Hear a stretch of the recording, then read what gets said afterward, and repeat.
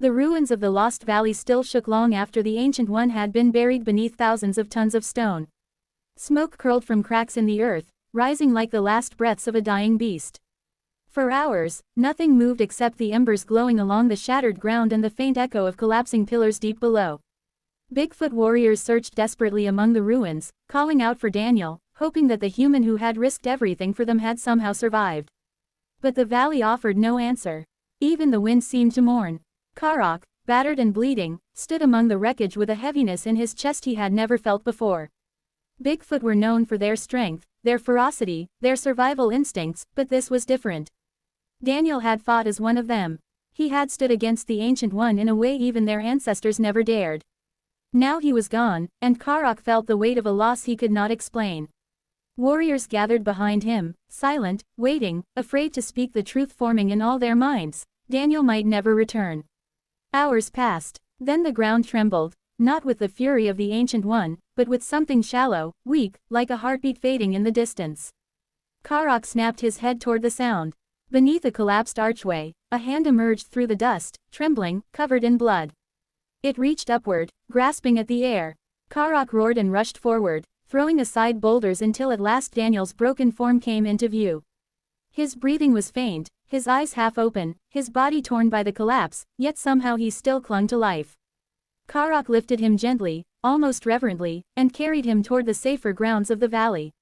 The warriors followed in silence. For 3 days, Daniel drifted between life and death. Shadows twisted in his dreams, voices whispered, and he saw the Ancient One's glowing eyes watching him from beneath the rubble, promising it wasn't finished. But Daniel refused to let the darkness claim him.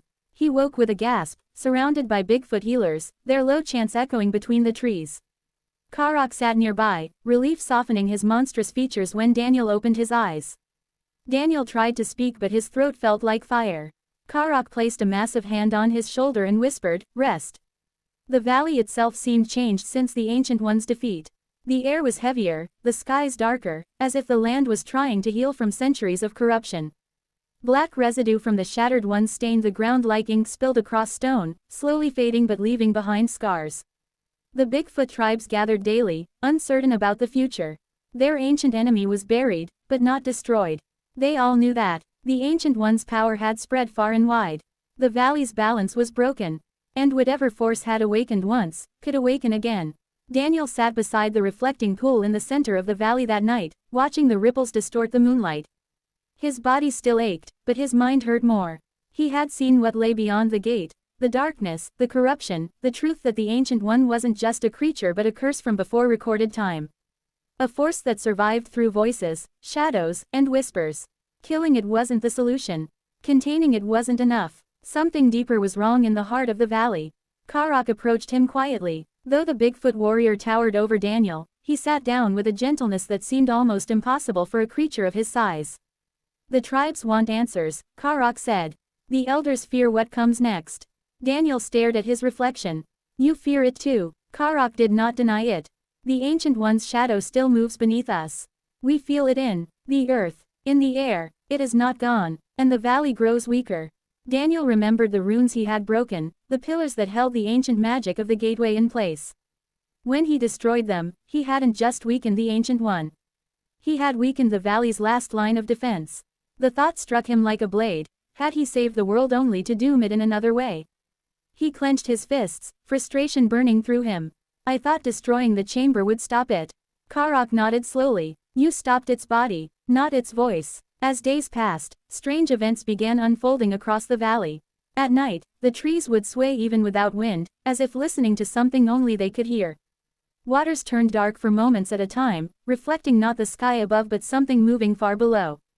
Bigfoot scouts returned with reports of strange symbols appearing on stones and tree trunks, symbols that glowed faintly before fading. Creatures that had once fled from the valley now stood at its borders, staring inward but refusing to cross. The valley had become a threshold between the living world and something deeper, something dormant but restless. Daniel soon realized that the Ancient One's power wasn't sealed under the ruins, it had seeped into the valley itself. The land carried its memory. The shadows carried its voice. And the gate, though shattered, still pulsed faintly in the darkness, calling to whatever lay beyond. One night, as Daniel and Karok patrolled the valley's edge, a low hum drifted through the forest. The trees vibrated with it, leaves trembling. Daniel froze. He had heard that hum before, in the chamber of the gate, moments before the Ancient One emerged. Karok sniffed the air, growling. Something moves. Daniel raised his weapon, but the forest around them remained eerily still. Then the hum deepened. The ground beneath their feet cracked. Light, black and silver, twisting like smoke, spilled out of the fissure and crawled toward the trees. The forest responded violently. Branches contorted, roots tore upward, and the valley itself roared. Something was escaping. Karok grabbed Daniel and pulled him back as a surge of shadow erupted from the crack, swirling upward into the sky like a cyclone of darkness. Daniel shielded his eyes, but within the shadow, he saw a shape. Not the Ancient One, not the Shattered Ones, something smaller, faster, like a fragment of the Ancient One's soul, split and searching for a host. Before he could react, the shadow shot into the forest and vanished. The valley fell silent again. Daniel and Karok exchanged a look neither could interpret, but both understood the same thing: the Ancient One had left something behind. A remnant, a piece of its power. And something out there now carried it. Something that could grow, evolve, and perhaps one day become worse than the Ancient One itself. The elders assembled and declared the valley no longer safe. The tribes had to prepare, not for war, but for a hunt. A hunt for the remnant, before it grew strong enough to summon the Ancient One back into the world. Daniel felt the weight tightening in his chest. He had survived the collapse. He had survived the Ancient One. But this was different. The enemy was no longer a single creature. It was a whisper, a shadow, a seed of darkness waiting for the right moment to bloom. As preparations began, Karok approached Daniel once more. You have fought beside us. Bled beside us. You are no longer outsider. Daniel felt something shift inside him, not fear, but determination. Then let's end what we started. Karok nodded. The remnant moves fast, but we will find it. Daniel stood at the valley's edge, watching the dark forest breathe under the moonlight. He knew the truth. This was only the beginning. The Ancient One wasn't defeated. It had simply changed shape. He looked at his hands, still trembling with the memory of the battle. He was no longer just Daniel, he was the only human who had faced the Ancient One and lived. And now, he carried a responsibility he never asked for.